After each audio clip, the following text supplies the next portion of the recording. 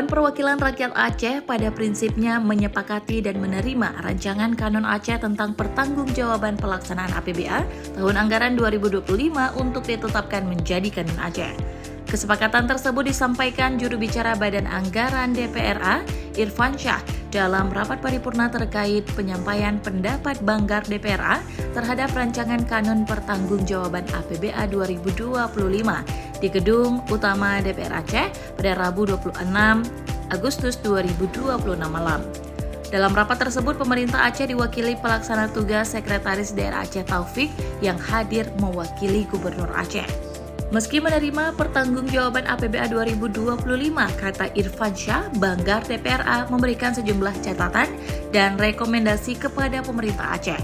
Banggar menegaskan persetujuan tersebut bukan berarti fungsi pengawasan DPR Aceh berhenti. Sebaliknya, pertanggungjawaban APBA 2025 harus menjadi momentum untuk memastikan setiap rupiah anggaran benar-benar kembali kepada masyarakat dalam bentuk pelayanan publik, pembangunan, dan peningkatan kesejahteraan, ujar Irfan Syah. Salah satu perhatian utama Banggar adalah Silpa APBA 2025, di mana Banggar meminta pemerintah Aceh melakukan evaluasi menyeluruh terhadap penyebab munculnya Silpa, termasuk memastikan apakah disebabkan efisiensi, kegiatan yang tidak terlaksana, keterlambatan program, pengadaan yang tidak selesai, atau faktor lainnya.